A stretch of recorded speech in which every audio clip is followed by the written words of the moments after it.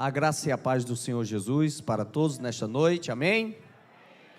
É uma alegria estar aqui com os irmãos para juntos nós meditarmos na palavra de Deus. E sem delongas eu convido a todos para abrirem suas Bíblias no livro de Atos dos Apóstolos, lá no capítulo 7. Nós em outras oportunidades temos aqui também trazido reflexões e mensagens no livro de Atos, e hoje eu também estarei trazendo um outro ensino dentro desse texto, desse livro. Livro de Atos, capítulo 7, e aí eu vou ler apenas 2 versículos, mas eu peço que você deixe sua Bíblia aberta para a nossa meditação nesta noite. O texto diz assim no versículo 55 e no versículo 56, diz assim: Mas Estevão, cheio do Espírito Santo, com os olhos fixos no céu, viu a glória de Deus e Jesus em pé à direita de Deus, e disse: Vejo o céu aberto e o Filho do Homem em pé à direita de Deus. O termo céu aberto é interessante porque normalmente nos nossos louvores, nas pregações, quando utilizamos esse termo, essa expressão céus abertos, normalmente ligamos a uma ideia de bênção, quando Deus, de forma gloriosa e poderosa, nos dá a providencia-nos algo, seja de bênção material ou espiritual, ou mesmo quando estamos fazendo alguma alusão à nossa visão escatológica do retorno do nosso Senhor Jesus, a expressão céus abertos também fazem parte do nosso repertório.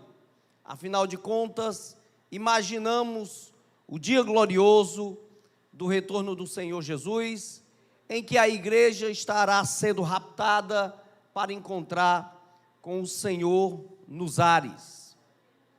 Todavia, o texto que nós escolhemos nessa noite vem utilizar essa expressão céus abertos, mas não no sentido de uma bênção material, não no sentido nem mesmo propriamente de uma efusão do poder do Espírito Santo, e muito menos ligada diretamente ao arrebatamento da igreja.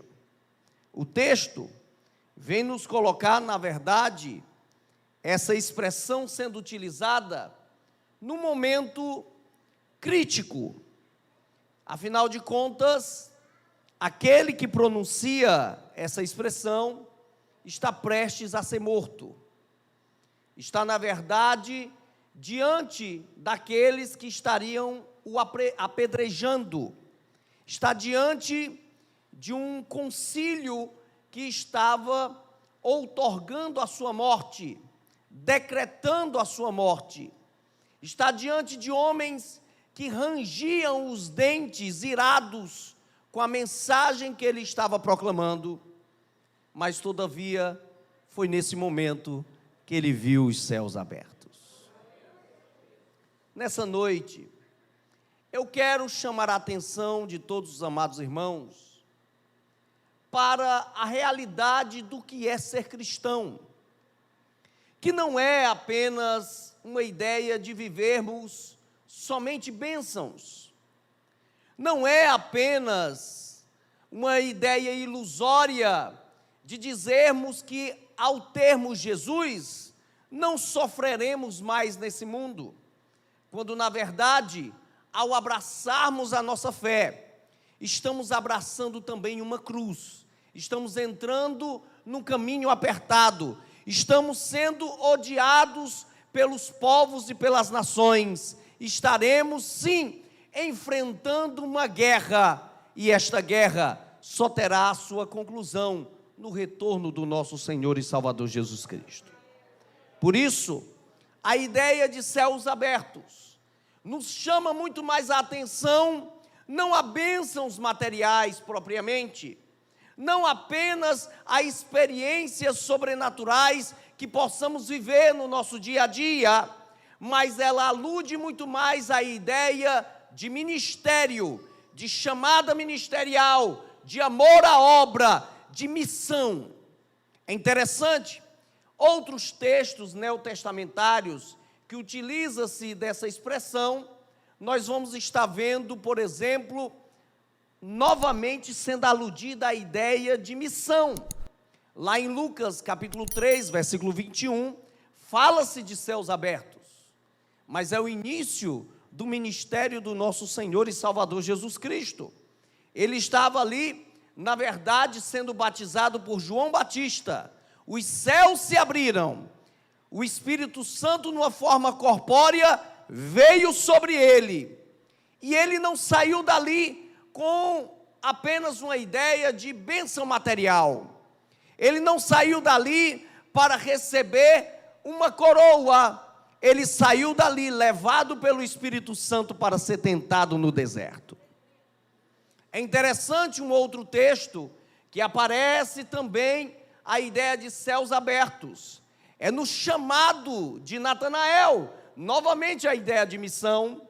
Ora, Natanael, que foi chamado por Filipe, e aquela tão conhecida frase, vem e vê, naquele momento em que ele se encontra com Jesus, e Jesus de forma profética encontra fala até mesmo da realidade do coração ali de Natanael, e mais ainda, fala de um evento ligado justamente ao passado de Natanael. Ora, naquele momento, aquele homem que não estava crendo que viesse alguma coisa boa de Nazaré, naquele momento ele se encontra com Jesus, e ele entende que ali era o Filho de Deus, e Jesus diz, pois agora você vai ver muito mais coisas, de agora em diante, os céus vão se abrir, e vocês vão ver anjos descendo e subindo sobre o Filho do Homem. Um outro momento em que os céus se abrem, que a Bíblia nos mostra no Novo Testamento, é também ali em Apocalipse 4, quando João, ele vê uma janela dos céus abrirem, e essas janelas abrem para João, e ele é levado para uma corte celestial, para ver a consumação da nossa missão, porque ele vê agora, ao lado do trono de Deus, 24 anciãos, agora com coroas em suas cabeças, agora com vestes brancas, sentados em tronos, e estes 24 anciãos representam a totalidade da igreja do Senhor Jesus, vitoriosa, que estará ao lado do Messias, ao lado do Pai, reinando eternamente nos céus.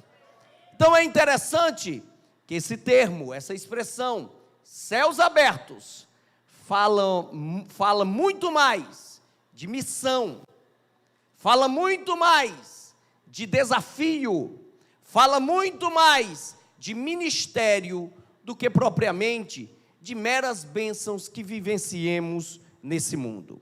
Portanto, nesse texto eu quero chamar a atenção de vocês para este momento especial, em que nós vemos aqui, nesse texto, de forma enfática, descrita pelo evangelista Lucas, pelo médico Lucas. Ele faz questão de falar de um dos maiores personagens da história da igreja, daquele que se torna o gatilho para que Deus ali trabalhasse com o povo, com a igreja, para que ela sofresse, para que ela padecesse, mas para que ela vencesse. Fala de um gatilho, de um personagem que se torna um gatilho para a vida espiritual também do futuro perseguidor da igreja, que é Saulo de Tarso. Esse homem, ele prega e deixa Jerusalém revoltada contra a igreja, mas ao mesmo tempo seu rosto brilha como o de um anjo.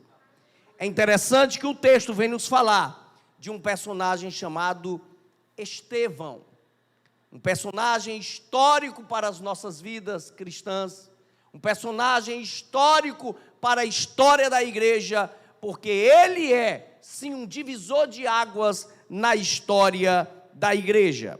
E é interessante a ênfase que Lucas faz desse homem, porque para ele são separados 2 capítulos aqui desse livro de Atos dos Apóstolos. De forma proposital, Lucas faz questão de separar 2 capítulos para esse momento tão especial, quando ele apresenta esse homem, Estevão. E é interessante que é tão importante a forma que ele apresenta Estevão, porque Estevão vai ser o nosso primeiro mártir da história da igreja. Além de ser ele o primeiro mártir, aquele que primeiro morre pela fé no período apostólico, ele vai ser alguém que desafia as autoridades com a sua pregação e não teme diante das dificuldades, mas ainda ele vai ser alguém que vai ser um meio de aguilhada na vida de Saulo de Tarso, fazendo aquele homem respirar ódio contra a igreja, impulsionando que a igreja ela fosse empurrada para sair ali de Jerusalém e dos seus arredores e começarem a pregar o evangelho para todo mundo. Então Estevão é essencial, é alguém importantíssimo para a história da igreja. E por que Estevão é alguém tão especial? Por que seria Estevão alguém tão exemplar para todos nós? Amados irmãos, Estevão exemplifica o crente que sua fé genuína faz até abrir os céus para ele. Esse é o exemplo grandioso da vida de Estevão para todos nós. Para isso, portanto, vejamos primeiramente quem é Estevão. Aparece logo Estevão no capítulo 6, e é apresentado Estevão. Estevão não era das primeiras fileiras de discípulos de Jesus, nem apóstolo ele era, nem era um dos mais achegados.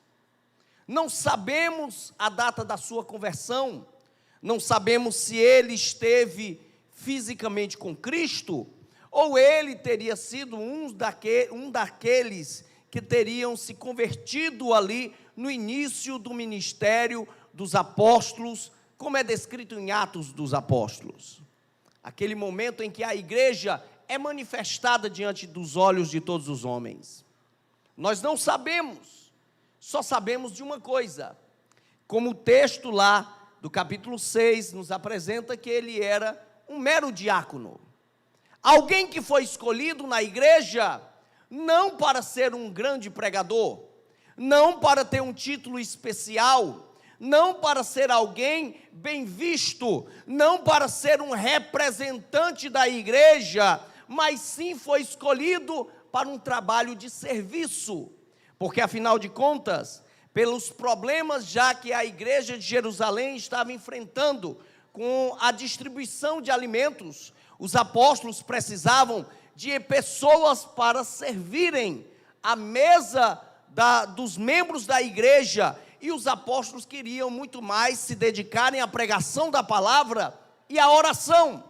E Estevão foi um desses 7 homens escolhidos para serem servos da igreja, para servirem.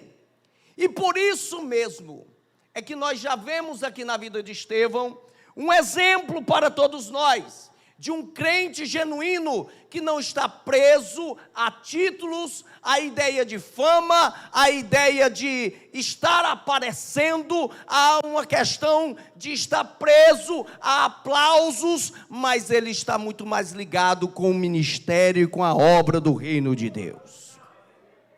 Ora, o texto diz, no capítulo 6, do versículo 1 ao 3, logo de cara, que Estevão, ele é escolhido para ser aquele homem que estaria servindo, porque o seu coração estava em prontidão para servir.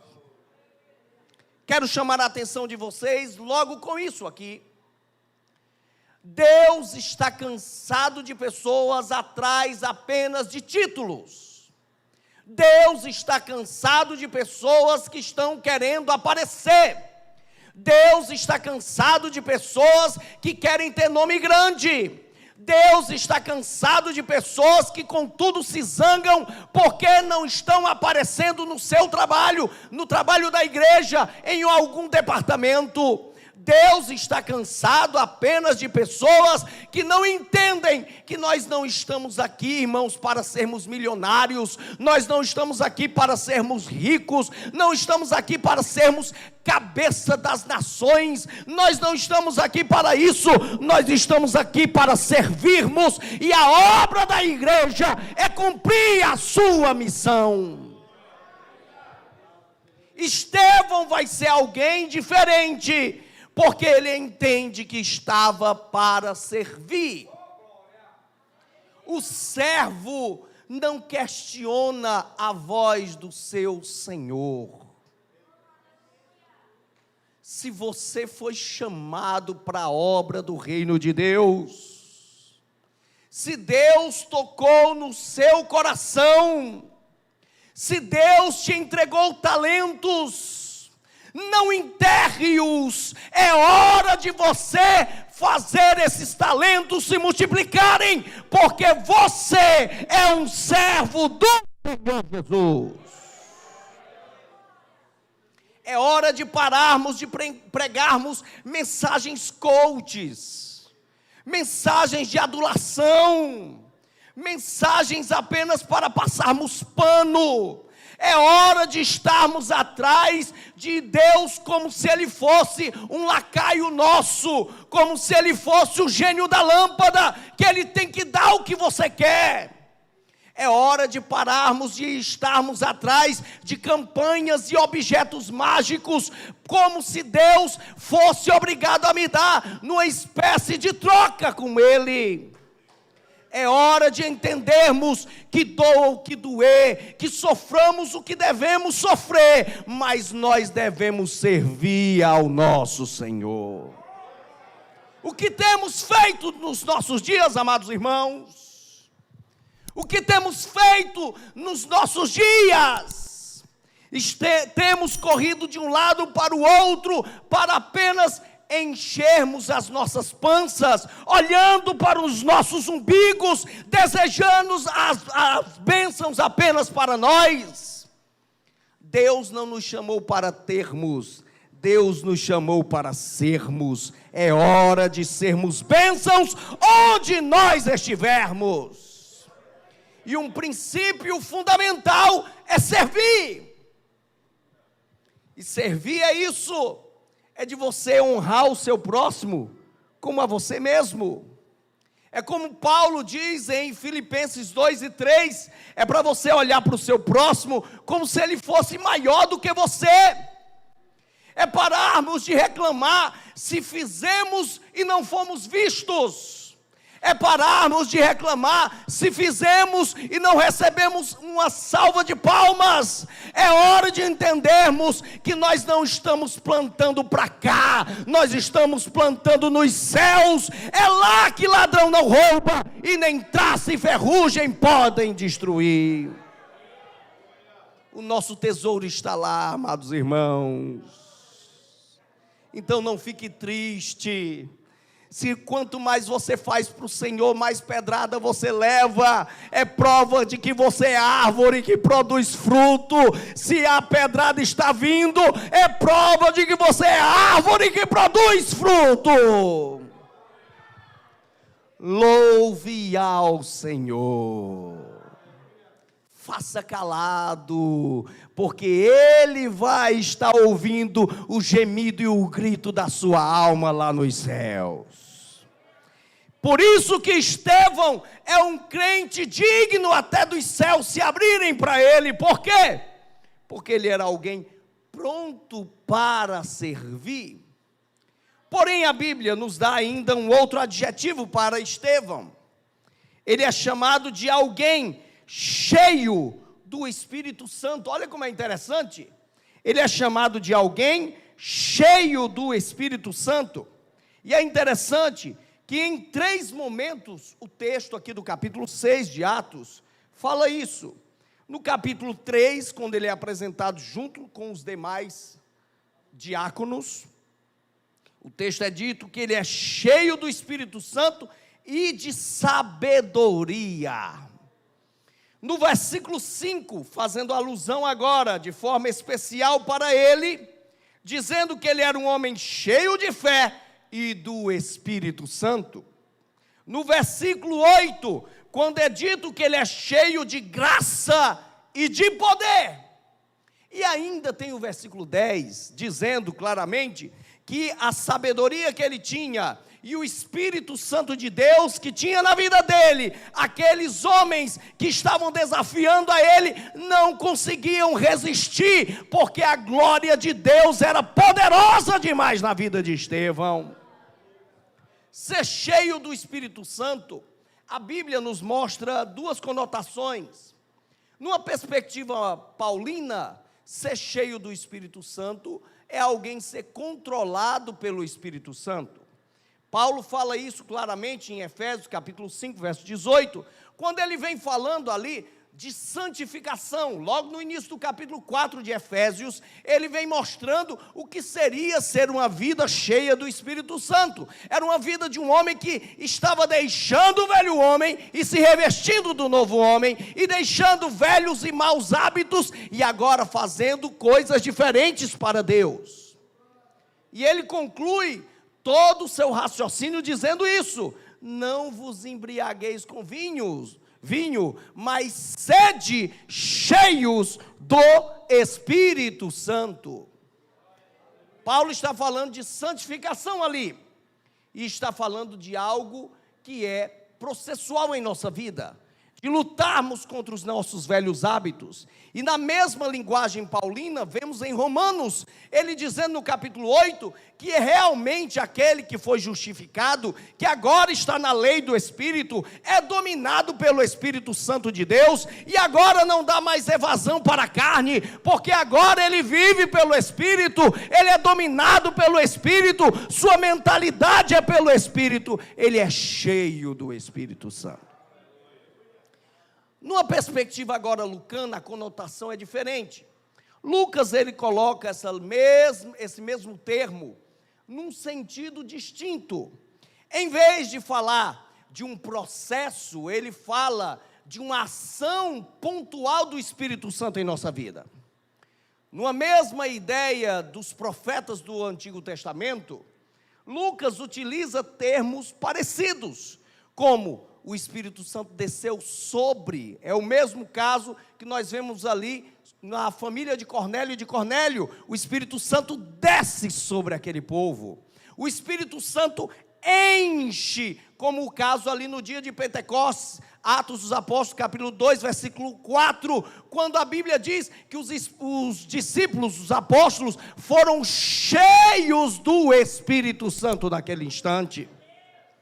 É um sentido agora fenomenológico, ou seja, é um fenômeno. O Espírito Santo vem sobre nós, enquanto que, na linguagem paulina, é o Espírito Santo que está em nós.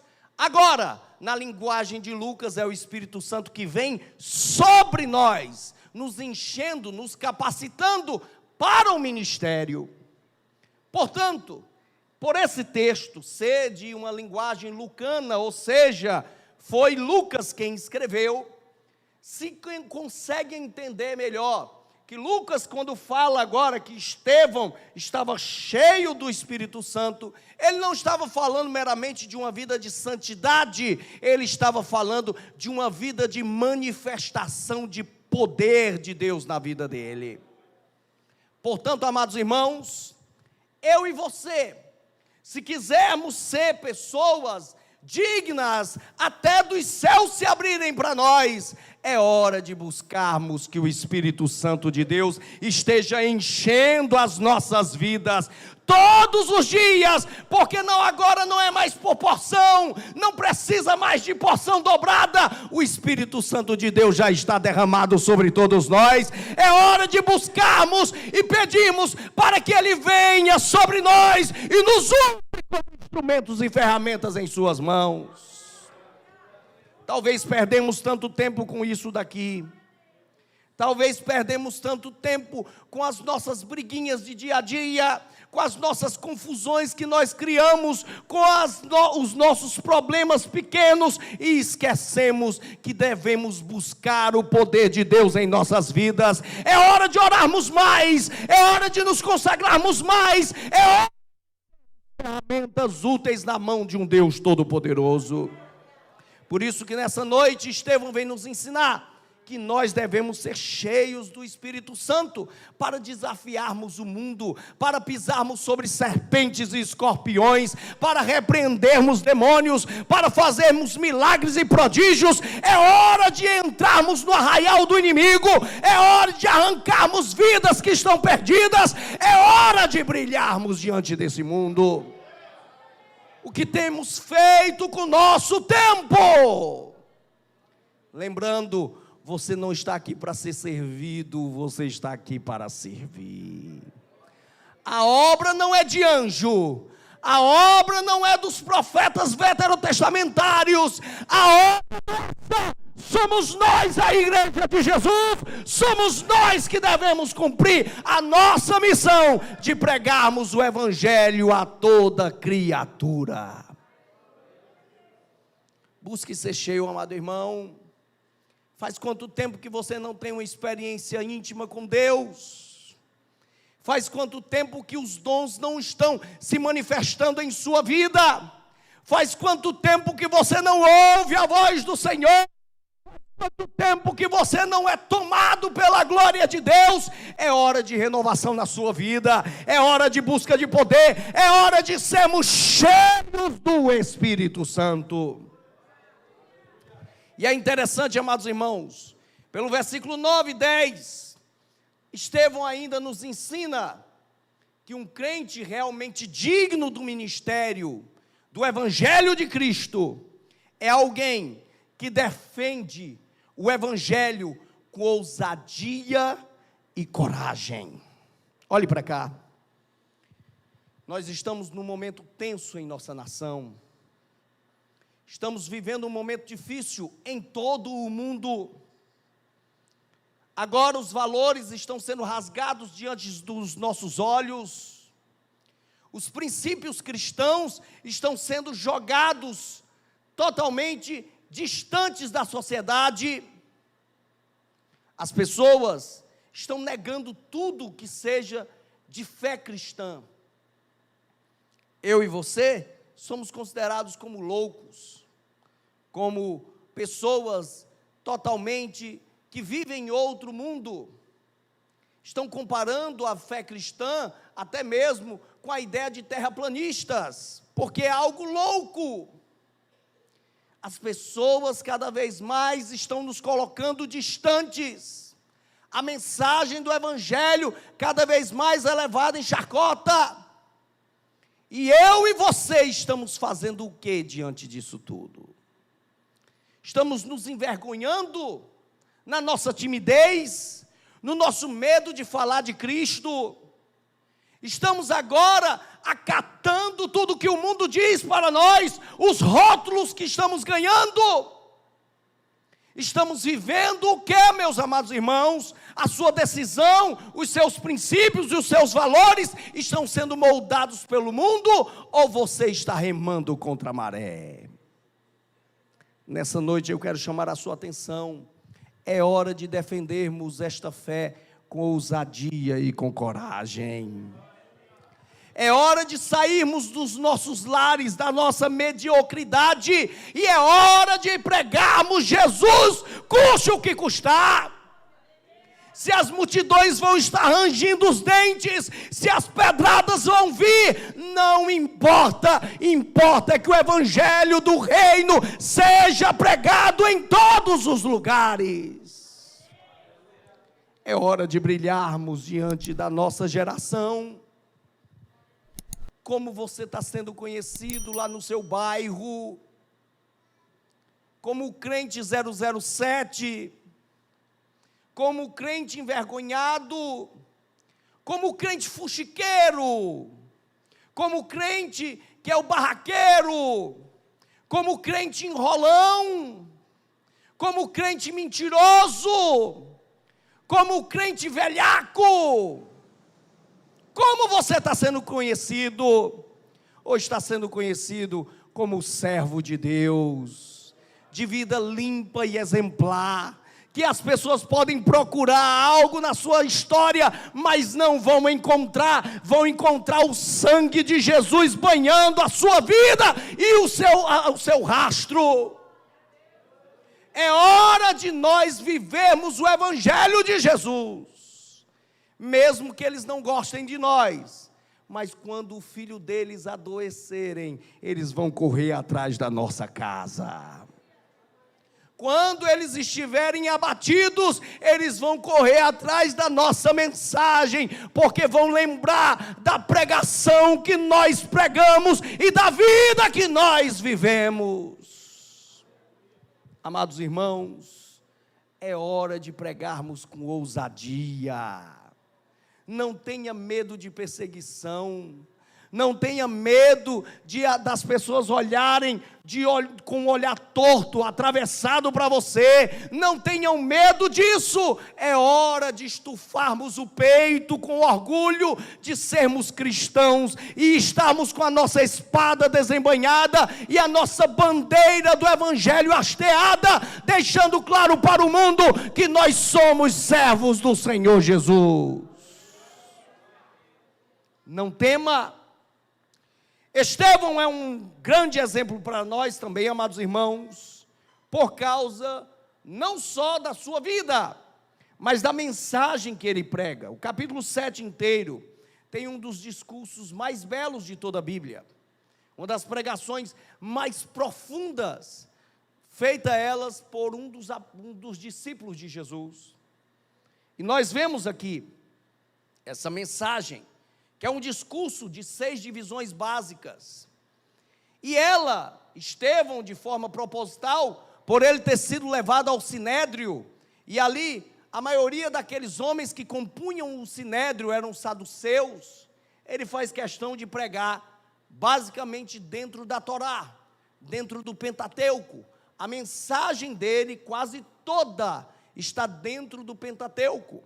E ele faz questão de apresentar de forma detalhada essa mensagem, para que ela chocasse, para que ela chamasse a atenção, para que ela quebrantasse o coração daqueles homens, para que de alguma forma eles ficassem realmente movidos, comovidos pela mensagem que ele estaria pregando. E ele utiliza aqueles textos, e faz questão logo de abrir a sua mensagem, enfatizando a propriedade da atuação ativa de Deus.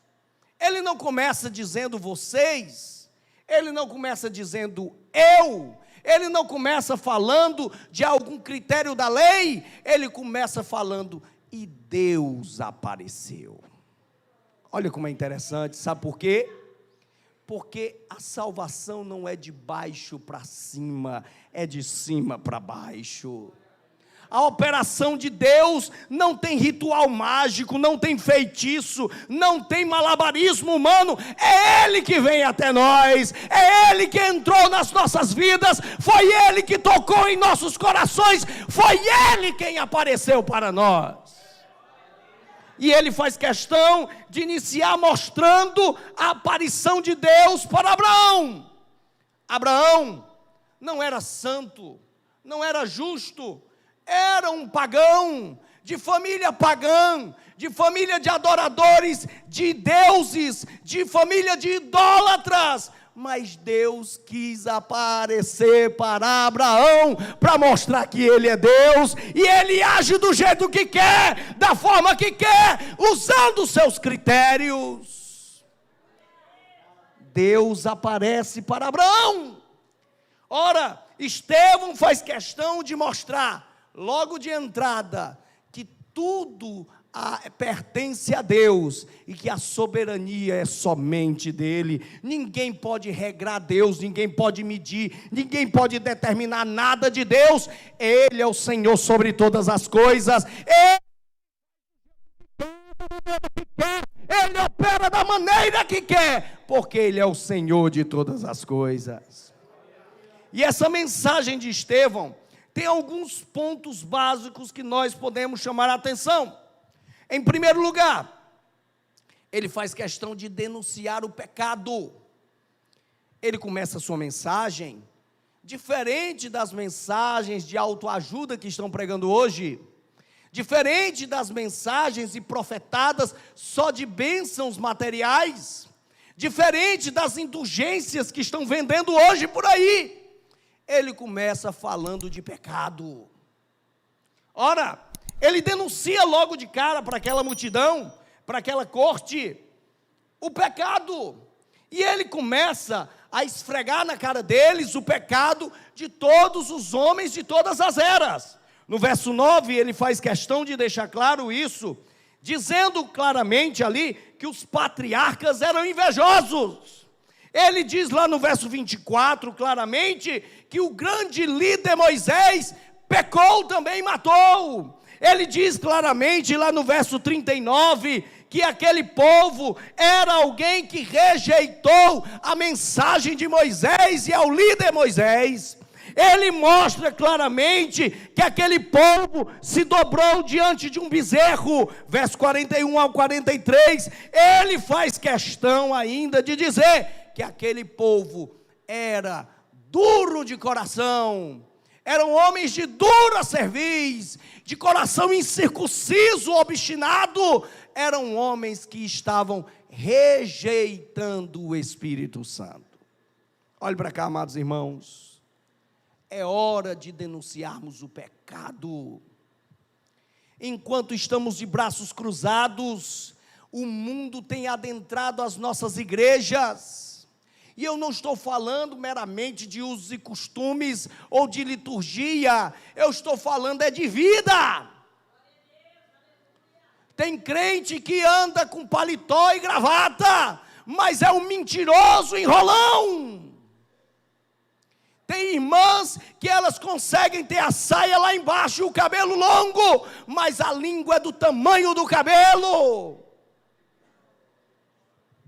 Eu quero chamar a atenção de vocês, meus amados irmãos, pecado é pecado, e não existe mudança de pecado. Estão tentando atualizar a Bíblia não pode ser atualizada, porque ela já é perfeita, ela é eterna, e ela é poderosa em nossas vidas. A palavra de Deus não muda, ela é a mesma ontem, hoje e eternamente. Logo, é hora de mostrarmos o pecado, é hora de entendermos que o ser humano é mau, é hora de entendermos que nós, pelos nossos atos, merecemos o inferno, é hora de nós entendermos que ninguém aqui é salvo por obras, por tempo de fé, ou por algum título, nós só somos salvos pela graça misericordiosa de Deus. É hora de denunciarmos o pecado. E todo aquele que peca tem que reconhecer o seu erro e tem que correr atrás do arrependimento para que ele seja alcançado pela misericórdia de Deus. O texto faz questão também de enfatizar na denúncia de pecado, a fabricação de ídolos do povo hebreu.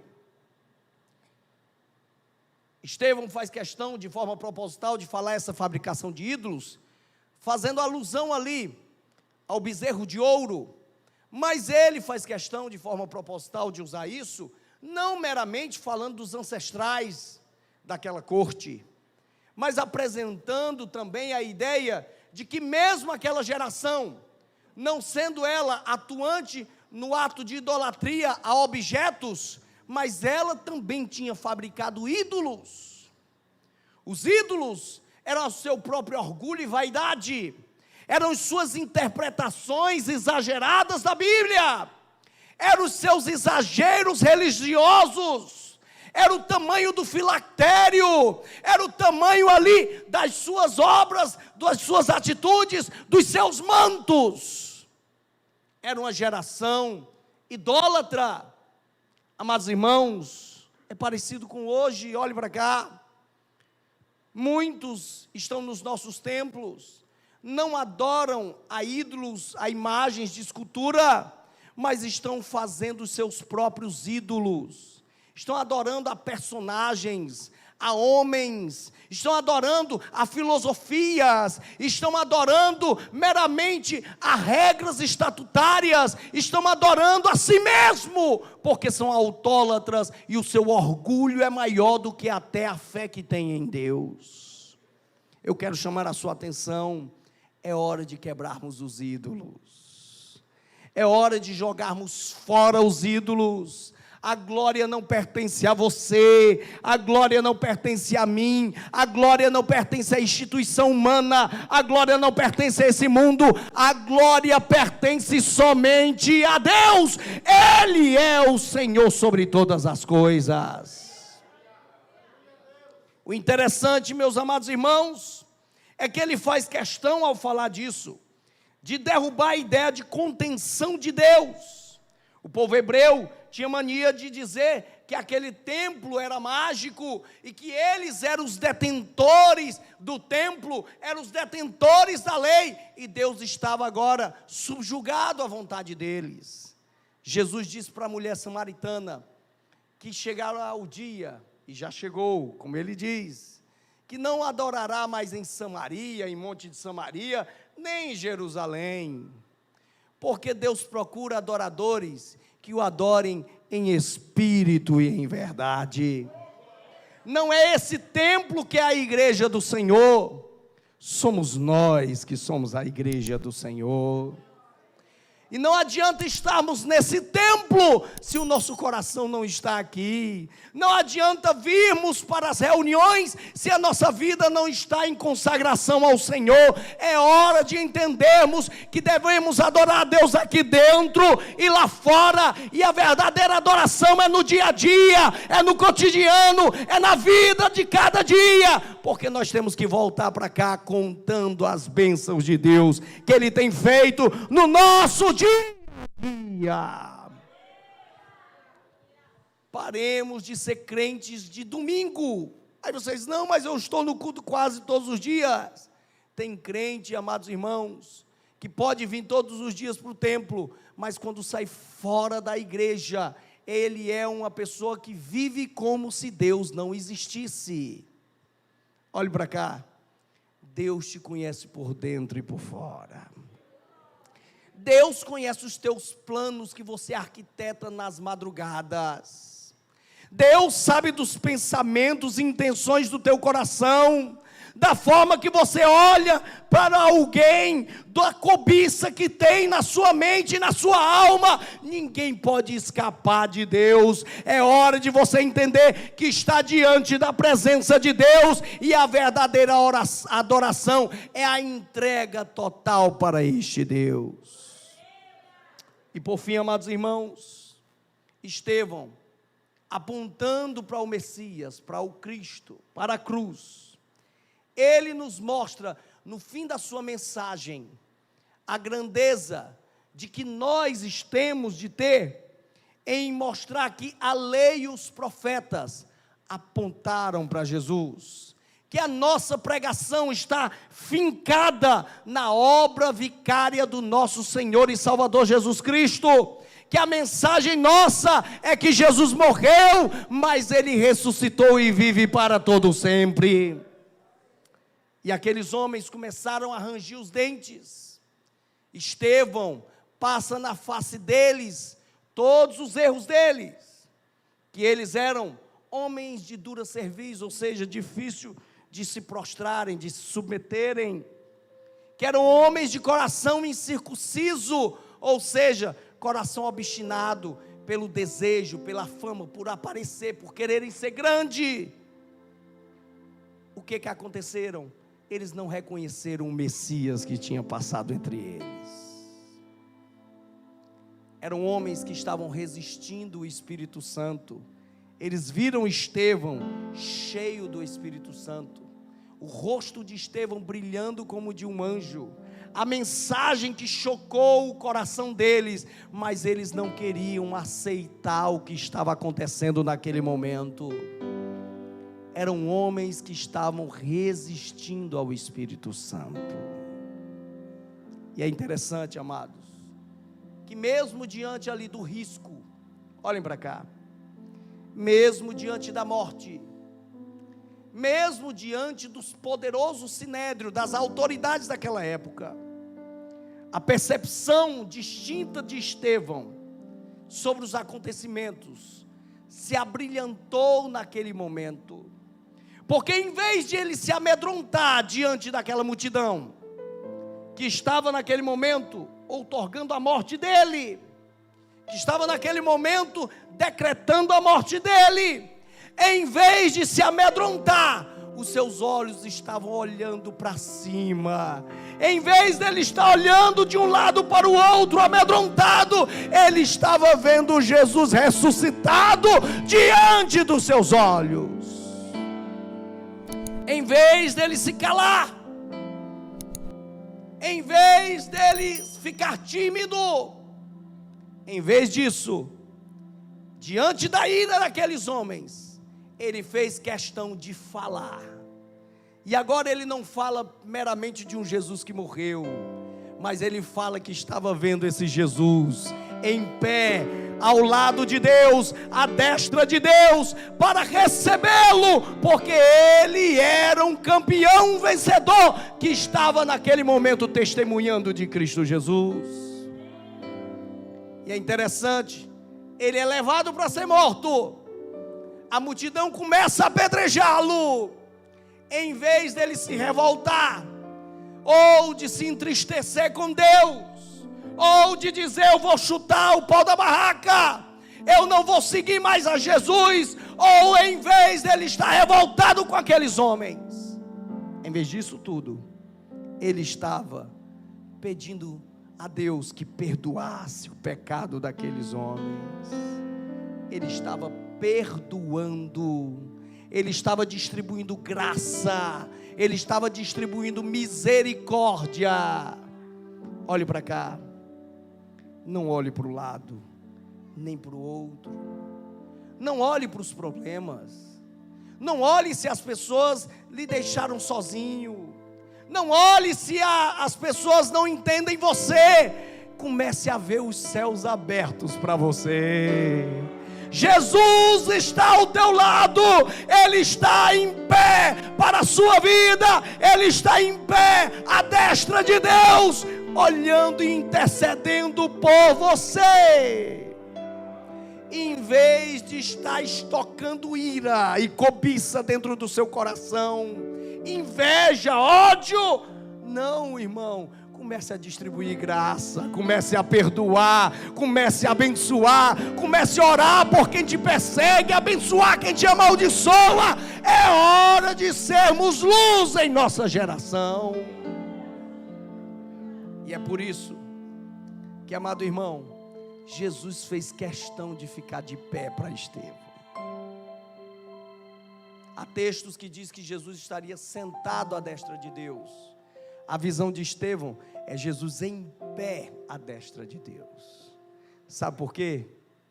Porque aquele homem que estava naquele momento encerrando sua carreira, concluindo a sua missão, Jesus fez questão de ficar de pé para recebê-lo lá nos céus, como um vencedor, como um vitorioso, como alguém que foi fiel até o fim.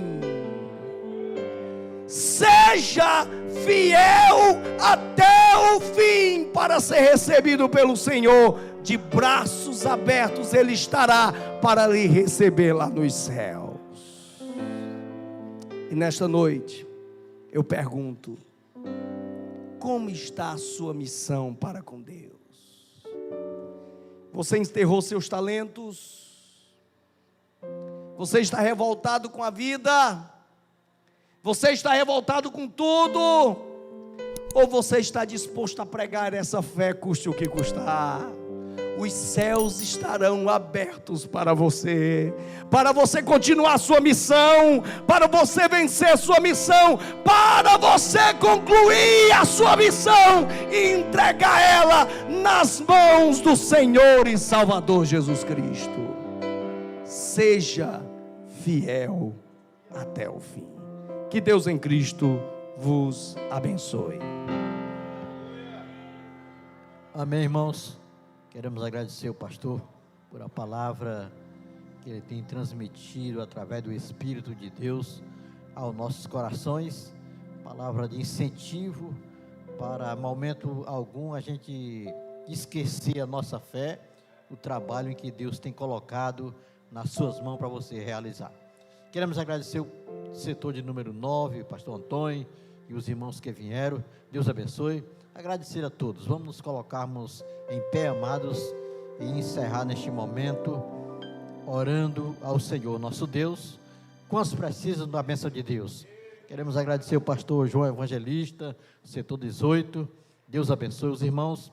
Vamos pedir o pastor Miqueias. Ele vai orar encerrando o culto desta noite. Querido Deus e amado Pai, nós te louvamos, ó Deus, nessa noite, pela palavra poderosa, Senhor, que veio aos nossos corações, nos despertando, meu Deus, para os dias em que vivemos. Nos ensina, Senhor, a colocar em prática. Agora, Deus, nós oramos pelas nossas lideranças, pelos nossos pastores, Senhor, que Deus possa abençoá-los, pelo Ministério Montese e por toda a obra do Senhor. Despede-nos em paz agora, teus servos que vão se deslocar aos seus lares, leva, Senhor, guardando debaixo da tua bênção. Nos dá um restante de semana debaixo da tua bênção, é o que nós te pedimos, em nome de Jesus. O amor de Deus, nosso Pai, a graça e a paz de nosso Senhor e Salvador, Jesus Cristo, a união e as consolações e o poder do Espírito Santo, seja conosco e com todo o povo de Deus,